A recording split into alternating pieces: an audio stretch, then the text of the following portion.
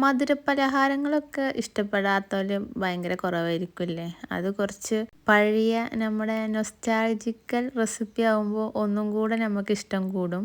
അപ്പം ഇന്ന് നമുക്ക് അണ്ടിപ്പുട്ടാണ് കേട്ടോ. നല്ല ടേസ്റ്റുള്ളൊരു സംഭവമല്ലേ. ആദ്യം അരി വറുത്തത് പൊടിച്ചെടുക്കണം. പിന്നെ കശുവണ്ടി, അതായത് അണ്ടി, അത് ചുട്ടെടുത്തത് പൊടിച്ചെടുക്കണം. പിന്നെ തേങ്ങ ഒന്ന് ക്രഷ് ചെയ്തെടുക്കുക. ശർക്കരയും ഒന്ന് ജസ്റ്റ് ഒന്ന് കുത്തിയിട്ട് പിന്നെ നമുക്ക് മിക്സിയുടെ ജാറിലിട്ടിട്ട് ഒന്ന് ക്രഷ് ചെയ്തെടുക്കുക. എന്നിട്ട് ഇതെല്ലാം കൂടെ ഒന്ന് മിക്സ് ചെയ്ത് കുഴച്ച് ഉരുട്ടി എടുക്കണം. അതാണ് നല്ല പണി. നല്ലൊരു എക്സസൈസാണ് ഈ കുഴക്കൽ. ഓരോന്നും ആദ്യം പൊടികൾ മിക്സ് ചെയ്യുക, പിന്നെ തേങ്ങ മിക്സ് ചെയ്യുക, ലാസ്റ്റ് നമുക്ക് ശർക്കര മിക്സ് ചെയ്തെടുത്തിട്ട് ഉരുട്ടി എടുക്കണം. ഇത് നല്ല ടേസ്റ്റാണ് കേട്ടോ കഴിക്കാൻ. ഇത് 2 ദിവസം ഒന്നും ഫ്രിഡ്ജിൽ വെക്കാതെ പുറത്ത് വെച്ചാലൊന്നും കേടുവരൊന്നുമില്ല.